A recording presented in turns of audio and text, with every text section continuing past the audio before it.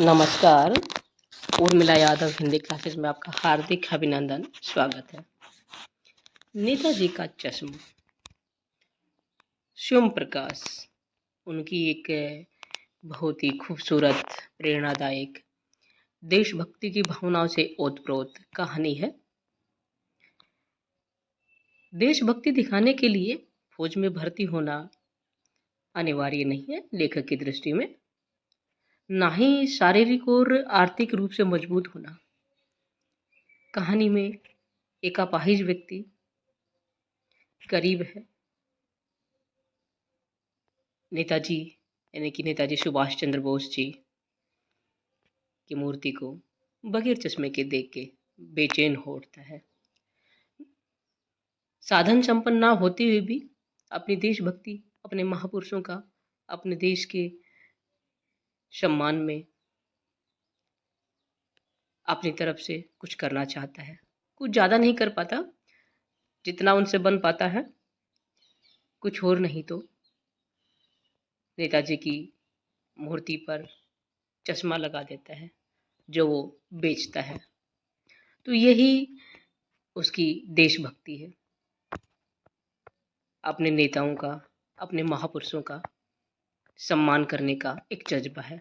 यही उसकी देशभक्ति है। और इस कहानी के माध्यम से लेखक हमें यही संदेश देना चाहता है कि जितना बन पड़े, जितना हो सके, हम अपने कस्बे में, अपने गांव में, अपने समाज में अपनी देशभक्ति को किसी भी रूप में व्यक्त कर सकते हैं, दिखा सकते हैं। तो चलिए नेताजी का चश्मा इस कहानी के प्रश्न उत्तर करते हैं। पहला स्क्रीन पर है, सेनानी न होते हुए भी चश्मे वाले को लोग कैप्टन क्यों कहते हैं? कहानी में चश्मे वाले को लोग कैप्टन कहते हैं, क्यों कहते हैं, ये हमें बताना है। तो देखिए मेरे प्यारे बच्चों, चश्मे वाला कभी सेनानी नहीं रहा, यानी कि फौज में नहीं गया, परंतु चश्मे वाला एक देशभक्त नागरिक था। उसके हृदय में देश के वीर जवानों के प्रति सम्मान था। वह अपनी ओर से एक चश्मा नेताजी की मूर्ति पर अवश्य लगाता था। उसकी इसी भावना को देखकर लोग उससे क्या कहते थे? कैप्टन कहते थे। उम्मीद करती हूँ ये प्रश्न आपको समझ में आ गया होगा। चलिए आगे बढ़ते हैं। अगला है, हालदार साहब ने ड्राइवर को पहले चौराहे पर गाड़ी रोकने के लिए मना किया था, लेकिन बाद में तुरंत रोकने को कहा।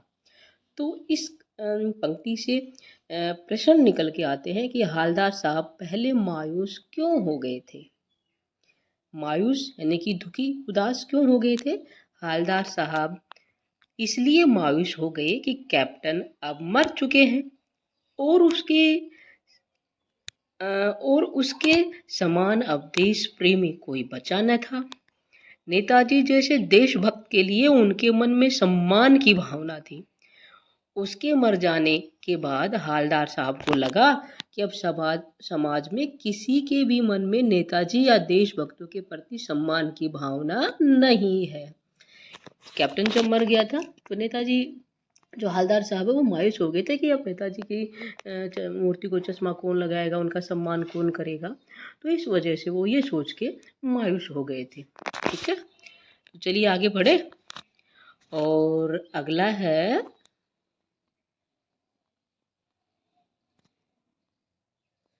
मूर्ति पर सरकंडे का चश्मा क्या उम्मीद जगाता है? सरकंडा गांव में, खेतों में, मेड़ों पर जो सरकंडे उगते हैं, यानी कि हम उसको कह सकते हैं अपनी आम भाषा में झुंडे। उनका जो डंठल होता है, जो लकड़ी होती है, उसको सरकंडा कहते हैं। बच्चे लोग सरकंडे की गाड़ी, खिलौने वगैरह बनाते हैं, तो बच्चों ने ही सरकंडे का चश्मा बना के नेताजी की मूर्ति पर लगा दिया। तो मूर्ति पर जो सरकंडे का चश्मा लगाया था वो क्या उम्मीद जगाता है, ये बताना है। मूर्ति पर लगे सरकंडे का चश्मा इस बात का प्रतीक है कि आज भी देश की आने वाली पीढ़ी के मन में देशभक्तों के लिए सम्मान की भावना है। भले ही उनके पास साधन न हो, परंतु फिर भी सच्चे हृदय से बना वह सरकंडे का चश्मा भी भावनात्मक दृष्टि से मूल्यवान है। अतः उम्मीद है कि बच्चे गरीबी और साधनों के बिना भी देश के लिए कार्य करते रहेंगे। यही उम्मीद जगाता है सरकंडे का चश्मा लगाना। सरकंडा क्या होता है वो भी आपको दिखा देंगे। तो चलिए आगे बढ़ते हैं और अगला इसी पंक्ति से प्रसन्न होकर कर आ रहा है कि हालदार साहब इतनी सी बात पर भावुक क्यों हो गए कि जो सरकंडे का चश्मा लगाया था उसको देख के भावुक हो गए। क्यों हो गए भावुक? उचित साधन न होते हुए भी किसी बच्चे ने अपनी क्षमता के अनुसार नेताजी को सरकंडे का चश्मा पहनाया। ये बात उनके मन में आशा जगाती है कि आज भी देश में देशभक्ति जीवित है। भले ही बड़े लोगों के मन में देशभक्ति का अभाव हो, परंतु देशभक्ति सरकंडे के चश्मे के माध्यम से एक बच्चे के मन में देखकर हालदार साहब भावुक हो गए कि एक बच्चा भी अपनी देशभक्ति दिखा सकता है। अपने महापुरुष नेताजी को सरकंडे का चश्मा पहना के, वो भी नहीं चाहता कि बच्चा भी नहीं चाहता कि देशभक्त हमारे महान पुरुष हमारे नेताजी बिना चश्मे के रहें। तो उन्होंने अपनी देशभक्ति दिखाई साधन संपन्न ना होते हुए भी। ये बहुत अच्छी बात है और इसी को देखकर हालदार साहब भावुक हो गए। तो चलिए आगे बढ़ते हैं और अगला है पान वाले का रेखा चित्र प्रस्तुत कीजिए। पान वाला से ही हालदार साहब को सारी जानकारी मिली थी ना, तो वो पान वाला कैसा था उसके बारे में हमें बताना है। तो चलिए बताते हैं पान वाला कैसा था भाई। पान वाला पूरी की पूरी पान की दुकान है। सड़क के चौराहे के किनारे उसकी पान की दुकान है। वह काला तथा मोटा है और उसकी तोंद भी निकली हुई है। काला तथा मोटा है। तोंद अर्थात उसका पेट बाहर निकला, पेट बढ़ा हुआ है। उसके सिर पर गिने चुने बाल ही बचे, गंजा है। वह एक तरह ग्राहक के लिए वह एक तरफ ग्राहक के लिए पान बना रहा है तो दूसरी ओर उसका मुंह पान से भरा, यानी कि हमेशा पान चाटता रहता है, पान चबाता रहता है। पान खाने के कारण उसके होंठ लाल और कहीं कहीं काले पड़ गए हैं। स्वभाव से मजाकिया है और बातें बनाने में माहिर है। ये था पान वाले का रेखा चित्र। वो लंगड़ा क्या जाएगा फौज में, पागल है पागल। ये किसने कहा था? पान वाले ने कहा था। किसके लिए? कैप्टन के लिए कहा था। तो कैप्टन के प्रति पान वाले की इस टिप्पणी पर अपनी प्रतिक्रिया लिखिए। आपको लिखना क्या उसने उचित कहा था। पान वाले ने कैप्टन को लंगड़ा और पागल कहा है, जो कि अति गैर जिम्मेदाराना और दुर्भाग्यपूर्ण वक्तव्य है। भाई गैर जिम्मेदारी का एक तरह से बेतुका अपमान करने वाली बात है ये अपने देशभक्त के लिए, किसी भी व्यक्ति के लिए। कैप्टन में एक सच्चे देशभक्त के वे सभी गुण मौजूद हैं जो कि पान वाले में या समाज के अन्य किसी वर्ग में नहीं है। वह भले ही लंगड़ा है पर उसकी इतनी शक्ति है कि वह कभी भी नेताजी को बगैर चश्मे के नहीं रहने देता। अतः कैप्टन पान वाले से अधिक सक्रिय, विवेकशील और देशभक्त व्यक्ति है। तो उसका पान वाले का ये कहना कि वो लंगड़ा क्या जाएगा फौज में, पागल है पागल, बिल्कुल गलत बात है, गैर जिम्मेदाराना है, दुर्भाग्यपूर्ण वक्तव्य। उसे ऐसा नहीं कहना चाहिए था। तो चलिए आगे देखते हैं। उम्मीद करती हूँ ये सभी आपको समझ में आ गए होंगे। और अगला है नेताजी की मूर्ति की क्या विशेषताएं थी। मूर्ति किस चीज की कमी थी मूर्ति में, ये बताना है। देखिए मूर्ति बेटा संगमरमर की थी। टोपी की नोक से कोट के दूसरे बटन तक कोई 2 फुट ऊंची। इसमें छोटे प्रश्न उत्तर भी बनेंगे, आप नोट कर सकते हैं। कितनी थी? 2 फुट की थी। और टोपी की नोक से लेकर कोट के दूसरे बटन तक ही थी, जिसे कहते हैं बस्ट, और सुंदर थी। नेताजी सुंदर लग रहे थे, कुछ कुछ मासूम और कमसीन। फौजी वर्दी में मूर्ति को देखते ही दिल्ली चलो और तुम मुझे खून दो, ये दोनों ही नारे किसने दिए थे? नेताजी सुभाष चंद्र बोस ने, वगैरह याद आने लगते हैं। इस दृष्टि से असफल और सहनीय प्रयास था।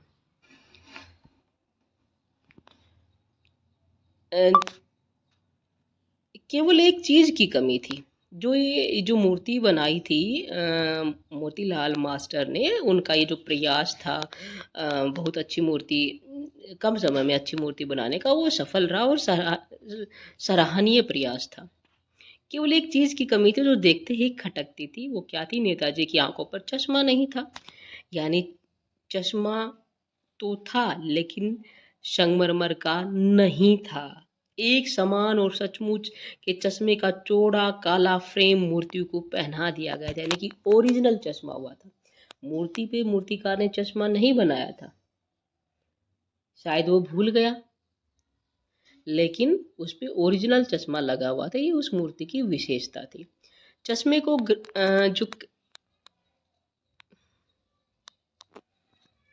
जो चश्मा था वो कैसा था? चौड़ा था, काले फ्रेम का था। कैप्टन ने उसे पहना दिया था। चलिए अगला क्वेश्चन देखते हैं।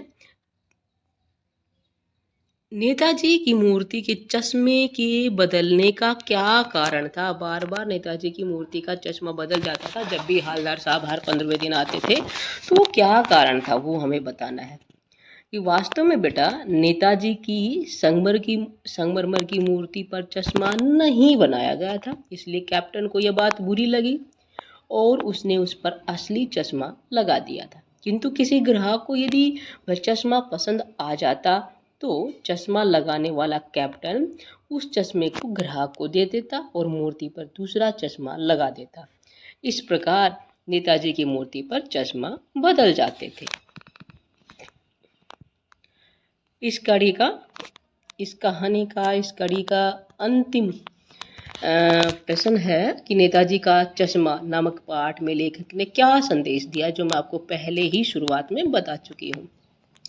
चलिए फिर से बढ़ते हैं। नेताजी का चश्मा श्री शिव प्रकाश जी की सुप्रसिद्ध कहानी है। उन्होंने इसमें देशभक्ति की भावना पर प्रकाश डाला है। उनका मत है कि देशभक्ति व्यक्त करने के लिए फौजी होना अनिवार्य नहीं है। इसी प्रकार यह भी आवश्यक नहीं है कि देशभक्त शारीरिक और आर्थिक दृष्टि से मजबूत हो। कहानी में कैप्टन एक दिव्यांग और गरीब व्यक्ति है। उसके मन में देशभक्ति की भावना है। वह नेताजी की अधूरी मूर्ति को देखकर बेचैन हो जाता है और गरीब होते हुए भी उसको चश्मा लगा देता है। अपने देश के महापुरुषों व देशभक्तों के सम्मान के लिए यदि कोई थोड़ा सा त्याग भी करता है तो वह देशभक्त है। इस प्रकार प्रस्तुत कहानी का यही संदेश है कि हमें अपने देशभक्तों के प्रति सम्मान की भावना रखनी चाहिए। ये कार्य हम अपने गांव, कस्बे, शहर में रहकर भी कर सकते हैं। उम्मीद करती हूँ नेताजी का चश्मा कहानी के ये सभी प्रश्न उत्तर आपको बहुत अच्छे से समझ में आ गए होंगे। फिर मिलते हैं अगली कड़ी में। बने रहिएगा उर्मिला यादव हिंदी क्लासेस पर। आपका दिन शुभ हो।